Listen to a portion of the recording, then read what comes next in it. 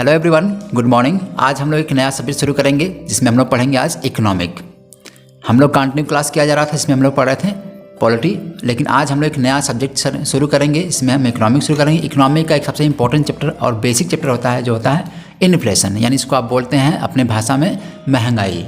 ठीक है, इसको हम महंगाई बोलते हैं, लेकिन हम इकोनॉमिक के टर्म में इसको हम मुद्रास्फीति कहते हैं। मुद्रास्फीति का मतलब सिंपल समझना है कि जब हम पैसे की जो वैल्यू होती है वो क्या होती है, घट जाती है, उसी को बोलते हैं मुद्रास्फीति। ठीक है, तो आज हम लोग बात करेंगे इस पर। हम जानने की कोशिश करेंगे कि इन्फ्लेशन क्या होता है, कैसे आता है, क्या क्या इसके मेजर्स हो सकते हैं, यानी गवर्नमेंट क्या स्टेप लेगी, आरबीआई क्या स्टेप लेगी इसको कंट्रोल करने के लिए, प्लस हमारे यहाँ इन्फ्लेशन कैसे कैसे मेजर किया जाता है। ठीक है, और दुनिया में बाकी सारे देशों में भी कैसे मेजर होता है। ठीक है, तो हर चीज़ें हम लोग कोशिश करेंगे बात करने की इस पर। इसमें हम लोग क्या क्या पढ़ेंगे, मैं आपको रेफरेंस थोड़ा दे देता हूँ। जैसे हम देखेंगे कि इन्फ्लेशन क्या होता है, पहला चीज़ डेफिनेशन बताना आपको होगा। उसके बाद इन्फ्लेशन के रीज़न क्या होते हैं, कैसे इन्फ्लेशन अकर होता है, क्या क्या रीज़न है, क्या क्या उसकी काजेज हैं।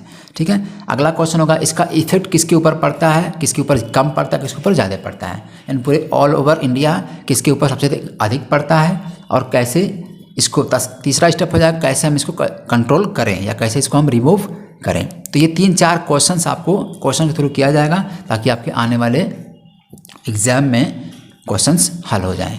ठीक है, ओके। तो शुरुआत करते हैं। सबसे पहले एक शब्द से, एक नया शब्द होता है इकोनॉमिक का। सबसे पहला जिसको सबको जानना है, आप हमेशा न्यूज़ में सुनते हैं, जो होता है आपका जीडीपी।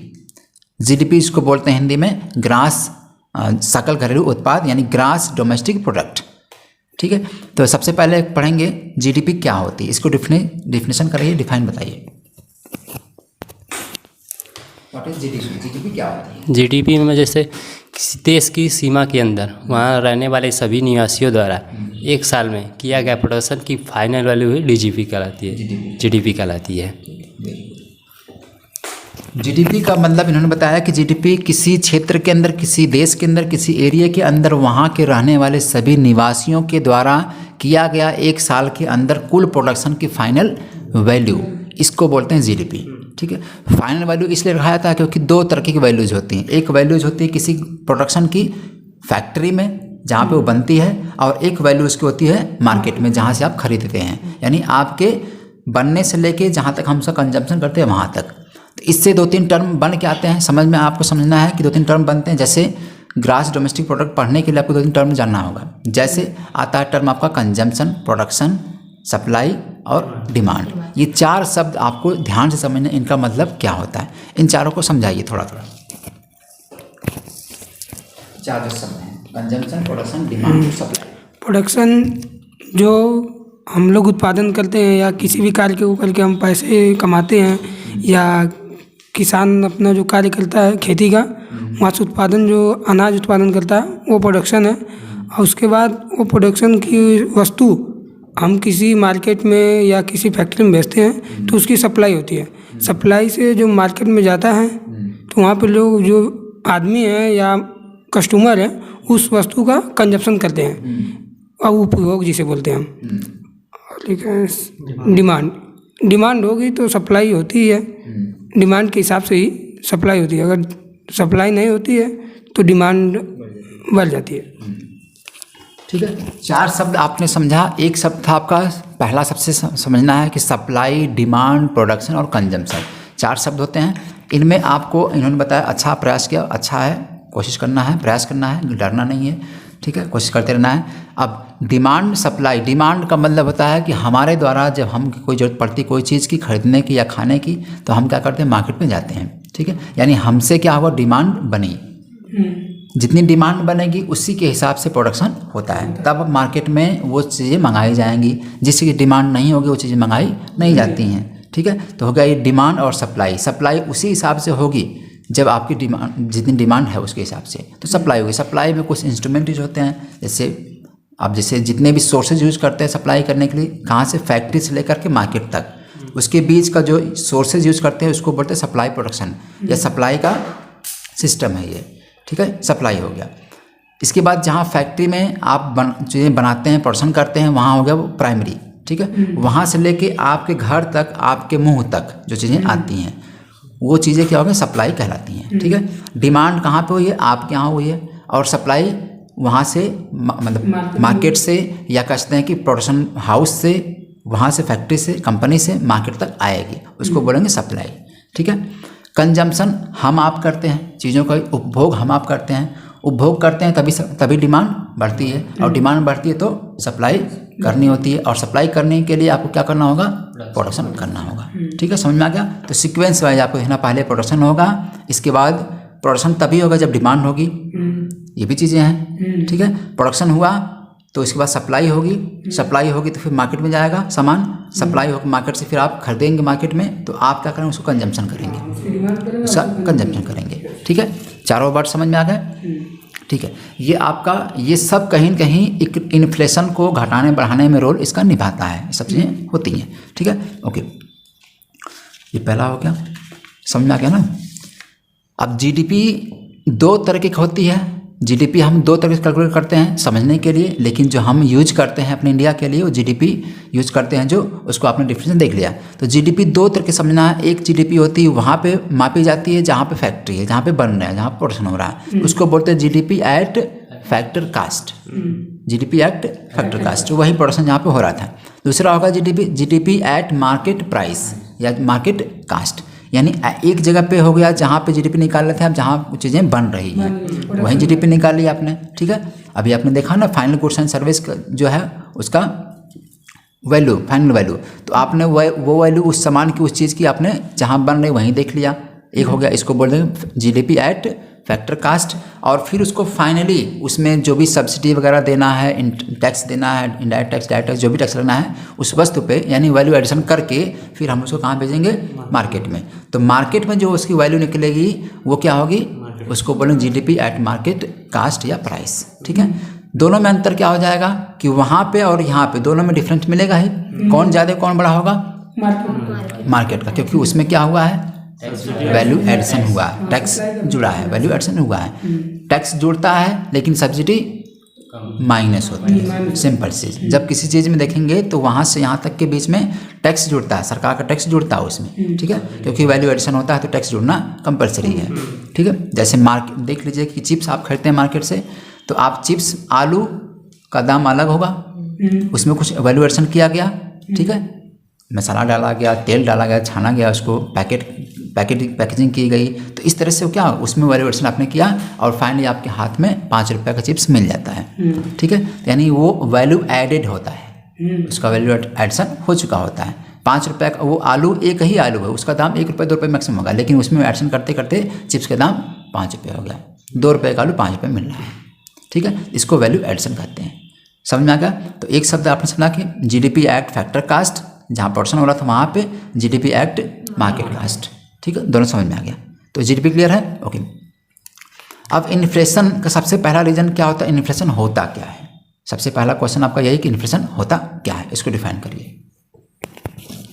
इसमें गुड्स का प्राइस बढ़ जाता है और मनी की वैल्यू कम जाती है, मनी की वैल्यू कम हो जाती है और अमाउंट मनी की अमाउंट बढ़ जाती है, मनी का अमाउंट बढ़ जाता है। ठीक है, गुड।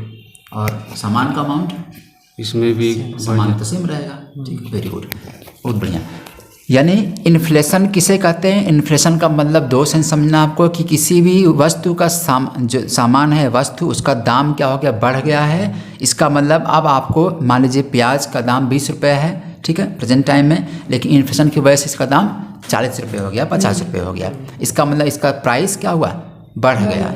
प्राइस बढ़ता है किसी गुड्स का, किसी सामान का, तो इसका मतलब सिंपल सी मनी की वैल्यू घटती है।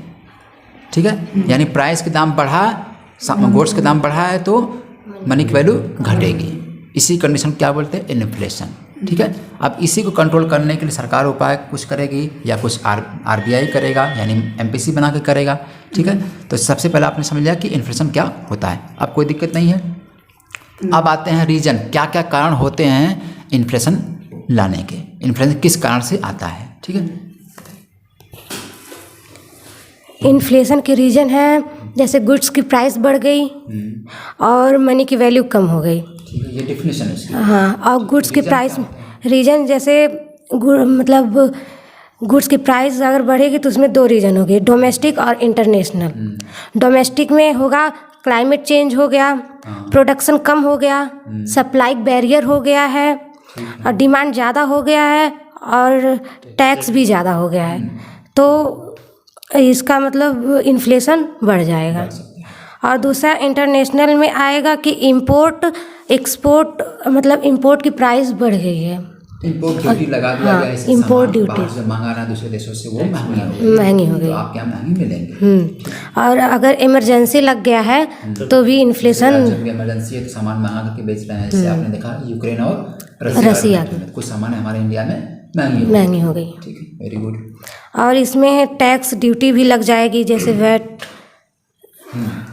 टैक्स ड्यूटी भी इन्होंने, सरकार ने भी टैक्स की चीज़ पे बढ़ा दिया है, तो भी रीजन हो गया कि इन्फ्लेशन बढ़ जाएगा। ठीक है, वेरी गुड।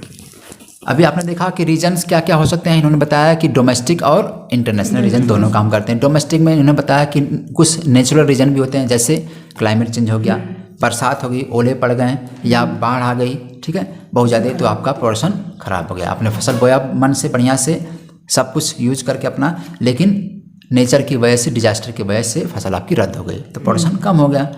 अब प्रोडक्शन कम होने का मतलब सिंपल सी बात है, क्या है, इन्फ्लेशन आएगा, यानी सामानें महंगी होंगी अब, क्योंकि मार्केट में सामानें कम होंगी। जब कम होंगी तो सामान, जब कम होती है तो सामान का दाम बढ़ता है। ठीक है, ओके। इन्होंने ये बताया, इंटरनेशनल भी इन्होंने बताया कि इंपोर्ट एक्सपोर्ट की बात कुछ होती है। इंपोर्ट हम किसे कहते हैं, इंपोर्ट का मतलब ये हो गया कि जब हम सामान दूसरे देशों से अपने देश में मंगाते हैं। कब मंगाते हैं, जब हमारे यहाँ डिमांड होती है। मेन आपका बेस वही डिमांड ही है, डिमांड नहीं हो तो मैं नहीं मंगाएंगे। जैसे अभी भी देख रहे हैं आप कि सोने पे जो सोना का इंपोर्ट ड्यूटी बढ़ाया गया है, इंपोर्ट ड्यूटी बढ़ाया गया है, इसका मतलब सोना आप न खरीदें, इसीलिए बढ़ाया गया है, महंगा कर दिया गया है। क्योंकि सोने का हमारे यहाँ परसेंट सोना बिल्कुल नहीं होता है, बहुत थोड़ा बहुत होता है, तो हम दूसरे देशों से मंगाते हैं। इस कंडीशन में सोना न खरीदें आप, इसलिए सरकार ने क्या किया है, इंपोर्ट ड्यूटी बढ़ा दिया है कि आप आयात न करें। जैसे मान लीजिए आपको मर्सिडीज मंगाना दूसरे देशों से, अगर मर्सिडीज पे इंपोर्ट ड्यूटी बढ़ा दिया गया है तो सिंपल सी बात, मर्सिडीज का दाम क्या होगा, महंगा होगा यार। ठीक है, तो आप कम मंगवाएंगे, तब क्या करेंगे, तब आप सेल्फ डिपेंड होंगे। जैसे वो मोदी जी कह रहे हैं ना इसमें, पीएम साहब, कि हमको आत्मनिर्भर भारत बनाना है। इसका मतलब हमको हर कंजम्पशन, हर जो आपको यूज कर उपभोग कर रहे हैं उसको अपने देश के सामान को यूज करना है, ताकि हम मैक्सिमम बेनिफिट उसको दे सकें, देश के लोगों को दे सकें। खुद से प्रोडक्शन करना, हाँ, खुद को कोशिश करें। इसलिए आपने देखा मेड इन इंडिया है, मेड इन इंडिया की बात कीजिए, कोई बनाया जा रहा तो मेड इन इंडिया, इंडिया में बनाया जाएगा, ताकि आपको दूसरे देश पर डिपेंड ना होना जाए। इसलिए बोला आत्मनिर्भर बनना, सेल्फ डिपेंड बनना हमको है। ठीक है, इसके लिए कंडीशन हो गया कि इंपोर्ट ड्यूटी को बढ़ाया गया है, इसी वजह से इंटरनेशनल लेवल पे उस चीज़ का दाम बढ़ गया है। इसमें कस्टम ड्यूटी लगती है, जब आप कोई सामान मंगाते हैं तो बढ़ जाती है। ठीक है, ये आपने देख लिया। और क्या क्या था इसमें, क्या बताइए,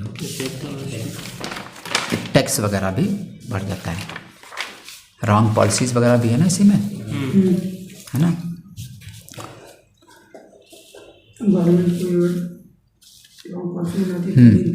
ठीक है, इसके साथ साथ बाकी आपने बहुत सारा देखा कि प्रोडक्शन क्या हो गया हो, घट गया हो, तब भी इन्फ्लेशन बढ़ जाता है, ये रीजन हो जाते हैं। सप्लाई बैरियर हो गया, इसका मतलब जैसे जहाँ से प्रोडक्शन हो रहा है वहाँ से मार्केट तक की सप्लाई के बीच में कोई रुकावट आ गई हो, तब भी प्रोडक्शन तो हुआ है लेकिन सप्लाई ना होने की वजह से मार्केट में उसे आपके अवेलेबल नहीं है, तो इस कंडीशन में भी इन्फ्लेशन आ सकता है कुछ समय के लिए, स्पेसिफिक टाइम के लिए। ठीक है, हमेशा इन्फ्लेशन कभी तभी होता है जब कुछ समय के लिए, 1-2 महीने के लिए चीज़ों के दाम बढ़ते हैं, तब हम इन्फ्लेशन घोषित कर सकते हैं। ठीक है, ओके। प्लस डिमांड भी क्या हो गई हो, ज़्यादा हो गई हो in the comparison of production. जितना प्रोडक्शन जितना सप्लाई हो रही है उसके हिसाब से डिमांड क्या हो गई, ज़्यादा हो गई, तब भी हम उसको क्या बोल सकते हैं, इन्फ्लेशन आ सकता है। रीजन एक कारण है ये। दूसरा, सरकार ने क्या किया, सामानों पर टैक्स बढ़ा दिया है। सामानों पर टैक्स बढ़ेगा तो सिंपल सी बात है, यानी वैल्यू एडिशन होने की वजह से या किसी वजह से टैक्स सरकार ने बढ़ा दिया। तो सरकार जब टैक्स बढ़ा देती है तो उस कंडीशन में सामान का दाम महंगा हो जाता है। तो महंगा होगा तो सिंपल सी बात है, इन्फ्लेशन आने के चांसेस हो सकते हैं। एक चीज़ और इसमें है, गवर्नमेंट पॉलिसीज़ भी अगर गंदा बनाती है। गवर्नमेंट पॉलिसी का मतलब ये है कि जैसे हमने ये समझा कि सरकार क्या करती है, एक तरफ से रिसीव करती है, डायरेक्ट या इनडायरेक्ट टैक्स के रूप में सरकार हमसे पैसे लेती है। ठीक है, उसको बोलते हैं रिसीव्ड, गवर्नमेंट रिसीव्ड बोलते हैं। लेकिन वो पैसे फिर एक्सपेंड भी करती है, खर्च भी करती है। तो मान लीजिए खर्च करने में उसकी पॉलिसी गड़बड़ पॉलिसी है, यानी ऐसी पॉलिसी है जो आपके लिए नहीं है, यानी ऐसी पॉलिसी जो हमने 25-30 साल बाद के लिए फ्यूचर बना रखा है, ये पैसा हम 25 साल बाद उसका देखने को मिलेगा, तो वो उस कंडीशन में महंगाई आ सकती है। ठीक है, तो गवर्नमेंट को कोशिश करना है कि ऐसी पॉलिसी बनाना है जो तुरंत बेनिफिट दे, तभी तो हम इसका फ़ायदा ले सकेंगे। अब हमने पैसा खर्च कर दिया ऐसी चीज़ों में जो बहुत लंबे समय में बेनिफिट आएगा, तो उतने समय वो पैसा बेकार ही गया ना, है ना। इसी वजह से गवर्नमेंट जो पॉलिसी बनाती है वो भी थोड़ी अच्छी पॉलिसी रहे, वो तुरंत के लिए रहे तो फ़ायदा करेगी। अगर पॉलिसी गलत होगी तो इन्फ्लेशन आने के चांसेस हो सकते हैं। ठीक है, ओके। तो ये आपने देख लिया डोमेस्टिक रीजन्स। इंटरनेशनल रीजन इन्होंने बताया था कि अगर किसी देश में दूसरे देशों में इमरजेंसी लगी है, यूक्रेन जैसे रशिया वाले देशों में या कहीं और पे जहाँ से सामान इंपोर्ट कराते हैं तो सामान का दाम बढ़ा हुआ मिलेगा। ठीक है, वार जैसी सिचुएशन कोई हो गई तो, या फिर मान लीजिए हमें पेट्रोल मंगाते हैं, ठीक है, अरब देशों से, तो वहाँ से अगर वहाँ के दाम अगर पेट्रोल के में आग लग गया, कुआं में आप देखते हैं वहाँ पे कुआं में आग लगी तो वहाँ पेट्रोल के दाम बढ़ जाते हैं। तो आपका पूरा सप्लाई किससे होती है, किससे डिपेंड मैक्सिमम है, पेट्रोल पे ही है ना, डीजल पेट्रोल पे ही है। तो मान लीजिए डीजल पेट्रोल का दाम महंगा हो गया तो सामान का दाम ऑटोमेटिक महंगा हो जाएगा, तो इन्फ्लेशन आ सकते हैं। ठीक है, अब इसी वजह से गवर्नमेंट कोशिश कर रही है कि हम क्या करें, इलेक्ट्रिक वाहन का यूज करें, इलेक्ट्रिक व्हीकल का यूज करें। इससे क्या होगा, हमारी डिपेंडेंसी पेट्रोल पे डीजल पे कम होगी। इसीलिए रीन्यूएबल एनर्जी की बात की जा रही है। रीन्यूएबल एनर्जी का मतलब फिर से जिसको हम यूज कर सकें। ठीक है, जैसे पेट्रोल ख़त्म हो गया तो ख़त्म हो गया, फिर वो यूज नहीं कर सकते हैं। लेकिन हम रीन्यूएबल एनर्जी की बात कर रहे हैं। जैसे मान लीजिए हम रीन्यूएबल एनर्जी में विंड से हम एनर्जी पैदा करें, पानी से पैदा करें, तो ये हमेशा कभी ख़त्म होने वाले नहीं है। हवा से, समुद्र के पानी से पैदा करें या समुद्री हवाएं जाती हैं उनसे पैदा करें। ठीक है, या सोलर की बात किया जाएगा, सोलर अलायंस पे लाया गया, इंडिया सबसे नंबर 1 रहा, मतलब इसी ने इसका इनिशिएटिव भी है। ठीक है, तो हम डिपेंड कर रहे हैं। अब हम किस पे डिपेंड हो रहे हैं, डिपेंडेंसी जो आपकी पेट्रोल डीजल पे है उसको ख़त्म करके हमारे रिन्यूएबल सोर्सेज पे डिपेंड होने वाले हैं। ये आपका फ़ायदा करेगा। ठीक है, ओके। तो ये हो गया कुछ आपके नेशनल और इंटरनेशनल रीजन्स जिसकी वजह से इंडिया में इन्फ्लेशन आ सकता है। ठीक है, ये पॉसिबिलिटी है। क्लियर है, ओके। अब इसके इफेक्ट किसके ऊपर पड़ते हैं, कैसे पड़ते हैं, इफेक्ट समझाइए। इसके इफेक्ट एम्प्लॉयमेंट मतलब कम हो जाएंगे और अनएम्प्लॉयमेंट ज़्यादा हो जाएगा। ठीक है, और सरकार की जो भी फैक्ट्रियाँ और अदर कंपनियाँ जो ऐसे प्रोडक्शन जो करती हैं जो देश में फैलती हैं किसी कंज्यूमर इंसान के लिए, तो वो सब बंद होने लगती हैं। फैक्ट्रियाँ क्लोज हो जाती हैं, बंद हो सकती हैं। और FDI आना बंद हो जाएंगी, मतलब फ़ॉरेन जो भी कंपनियाँ आएंगी वो आना बंद हो जाएंगी, क्योंकि यहाँ पर इन्फ्लेशन रहेगा तो वो यहाँ पर आकर वो अपना घाटा थोड़ी करवाएंगे, इससे वो नहीं आएंगे। अब इसका इफेक्ट पड़ेगा अधिकतर पुअर इंसान पे, जैसे कि लेबर हुए जो गरीब घर के होते हैं उन पर ज़्यादा इफेक्ट पड़ेगा। और इनके सेविंग अकाउंट जो भी है वो कम होते चले जाएगी, सेविंग भी लोगों की कम हो जाएगी। Very good. ये आपने देखा कुछ इफेक्ट इसके पड़ते हैं। जैसे इन्होंने बताया इफेक्ट में क्या क्या है। इफेक्ट में इन्होंने सबसे पहले बताया कि जैसे पुअर पर्सनस पे या अनऑर्गेनाइज सेक्टर्स। अनऑर्गेनाइज सेक्टर्स का मतलब होता है जो सरकारी जॉब नहीं करते हैं, जिनका फिक्स जॉब नहीं है, उनकी नौकरी छूट जाएगी। क्योंकि कंपनी फैक्ट्री कहीं काम करते हैं दिल्ली मुंबई जैसे शहरों में जा करके मजदूर वर्ग, तो दिल्ली मुंबई की फैक्ट्री बंद हो गई इन्फ्लेशन की वजह से, तो हो सकता है कि उनका जॉब लॉस हो जाएगा। ठीक है, वो घर चले आएंगे तो वो अनएम्प्लॉयड हो जाएंगे। इसका मतलब इन्फ्लेशन से अनएम्प्लॉयमेंट के चांसेस बढ़ते हैं। इसका इफेक्ट देखने को मिलेगा। गरीब पे मिलेगा, जो सबसे वीकर सेक्शन है उस पर ज़्यादा इफेक्ट मिलेगा। अमीर पे कोई उतना दिक्कत नहीं होगी क्योंकि वो सेविंग करके रखता है, तो अपना 2-4 साल 5 साल नहीं होगी कोई चीज़, तब भी खा लेगा वो आराम से। लेकिन यहाँ पे हैंड टू माउथ फैमिली होती है गरीबों की। हैंड टू माउथ मतलब रोज़ कमाओ रोज़ खाओ होती है। तो सिंपल सी बात है, अगर आप एक दिन नहीं कमाएगा तो अगले दिन खाना उसको नहीं मिलने वाला है। इस कंडीशन में इन्फ्लेशन अगर है तो वो उसको प्रॉब्लम सबसे अधिक फेस करनी होती है। ठीक है, ओके। और चलिए, हाँ, ये सब लोग आपके मोस्ट इफेक्टेड पीपुल हैं। ठीक है, आपने देख लिया। अब हम एक चीज़ और इन्होंने कोशिश किया बताने की कि पर परचेजिंग पावर, पर पर्सन परचेजिंग पावर यानी PPP जिसको बोलते हैं, यानी ये भी अगर इन्फ्लेशन किसी देश में है तो वहाँ के लोगों की पर परचेजिंग पावर भी घट सकती है। ठीक है, घट सकती है। यानी हर व्यक्ति जितना आपके पास पैसे हैं, जेब में पॉकेट में पैसे हैं आपके पास, तो आप खूब खरीदारी करेंगे। जैसे पैसे नहीं होते हैं तो क्या करते हैं, खरीदारी कम कर देते हैं ना। तो परचेजिंग पावर आपकी क्या हो गई, घट गई। ठीक है, जहाँ आपके पास पैसे हैं तो 1 किलो के सामान के बदले 2 किलो लेके चले जाते हैं। मंडी में गए तो 1 किलो लेना है आलू और सस्ता मिला, या आपके पास पैसे तो आपने 1 पसेरी ले लिया या 10 किलो ले लिया, लेके चले आए। तो आपके पास पैसे थे इसलिए आपने ऐसा कदम उठाया। तो पैसे नहीं रहेंगे, ठीक है, तो उस कंडीशन में क्या करेंगे आप, आपकी परचेसिंग पावर घट जाती है। अब लास्ट बात कर लेते हैं एक इसके स्टेप्स पे। इसके स्टेप्स क्या क्या ले सकते हैं, क्या क्या स्टेप उठाया जा सकता है, इसके स्टेप्स में क्या क्या ले सकते हैं। इन्फ्लेशन को कम करने के लिए गवर्नमेंट स्टेप ले सकती है और आरबीआई। गवर्नमेंट जो है लोगों को प्रमोट करेगी कि ज़्यादा से ज़्यादा प्रोडक्शन एक्सपोर्ट और इंपोर्ट में भी कमी लाएगी। एक्सपोर्ट इसलिए कम कर देगी कि यहाँ पे जो उत्पादन हो रहा है वो अपने लोगों को पहले देगी, ना कि बाहर देशों में भेजे। और इंपोर्ट में भी कमी आएगी। अगर बाहर से कोई भी सामान मंगाते तो वहाँ पे पैसे देना होता है और पैसे अपने पास रहेंगे तो यहाँ के लोगों में देने के लिए या कुछ भी खाना पीना ला के देने के लिए। पर आरबीआई जो स्टेप लेगी वो रिवर्स रिपो रेट और रिपो रेट को कम करेगी। इसके द्वारा वह MPC मॉनेटरी पॉलिसी कमेटी बनाती है जिससे कि वो इन्फ्लेशन को कम किया जा सके। अभी हमने देख लिया कि इसके रीजन क्या है, डेफिनेशन क्या है। अब हम बात कर लेते हैं इन्फ्लेशन के इफेक्ट भी हमने देख लिया। अब इसके स्टेप्स कैसे हम ले सकते हैं, यानी आरबीआई स्टेप लेती है और गवर्नमेंट स्टेप लेती है। तो सबसे पहले बताइए गवर्नमेंट क्या क्या स्टेप लेगी इन्फ्लेशन को कंट्रोल करने के लिए। गवर्नमेंट जो है गरीबों को प्रमोट करेगी ज़्यादा से ज़्यादा प्रोडक्शन करने के लिए। उनको सब्सिडी भी दे सकती है प्रमोट करने के लिए। और इंपोर्ट एक्सपोर्ट को कम करेगी। एक्सपोर्ट को इसलिए कम करेगी कि वो अगर वह अपने यहाँ की जो भी वस्तुएं या खाने की जो वस्तुएं हैं वो अगर बाहर देशों में भेजेगी तो यहाँ के लोग पहले ही गरीबी से तड़प रहे हैं और उन्हें खाने के लिए वस्तुएं भी कम हो जाएंगी। इंपोर्ट को बढ़ाएगी इसलिए कि बाहर से जो चीज़ें मंगाएगी वो अपने लोगों में यहाँ पे पहले देगी। ठीक है, आपने ये देखा कि इन्होंने बताया कि गवर्नमेंट ड्यूटीज़ या गवर्नमेंट स्टेप जो लेती है उसके जो रोल्स होते हैं इन्फ्लेशन को कंट्रोल करने की, इन्होंने बताया, प्रयास किया, कोशिश किया अच्छा बताने का। अब आप बताइए कि गवर्नमेंट के अलावा आरबीआई जो स्टेप लेती है वो क्या करती है कंट्रोल करने के लिए। आरबीआई जो है कि इन्फ्लेशन कंट्रोल के जो स्टेप लेती है, जैसे कि पहले वो मॉनेटरी पॉलिसी बनाएगी और CCR को बढ़ाएगी, रिवर्स रिपो रेट को RRR को बढ़ाएगी और रिवर्स रिपो रेट को कम करेगी। उसमें रिपो रेट को कम करेगी। रिपो रेट क्या होता है, रिवर्स रिपो रेट क्या? रिवर्स रिपो रेट ये होता है मतलब कि जो आरबीआई होती है जिस बैंक रेट पे मतलब लेती है कमर्शियल बैंक से लोन, उसे रिवर्स रिपो रेट कहते हैं।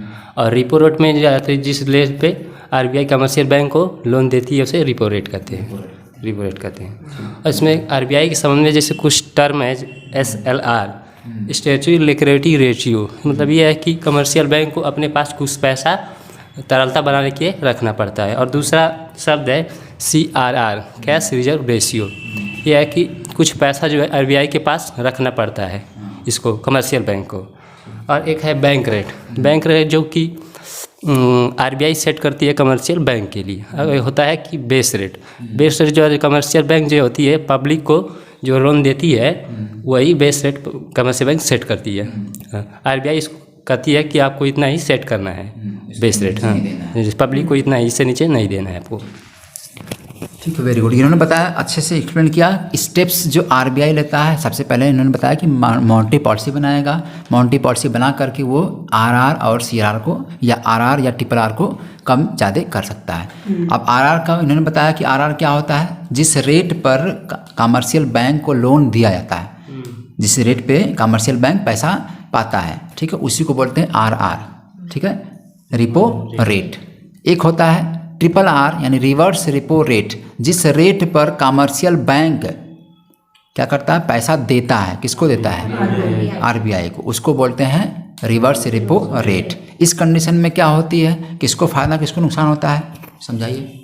जिस रेट पर आरबीआई कमर्शियल बैंक को गवर्नमेंट सिक्योरिटी के बदले लोन देता, पैसा देता, उसे RRR कहते हैं।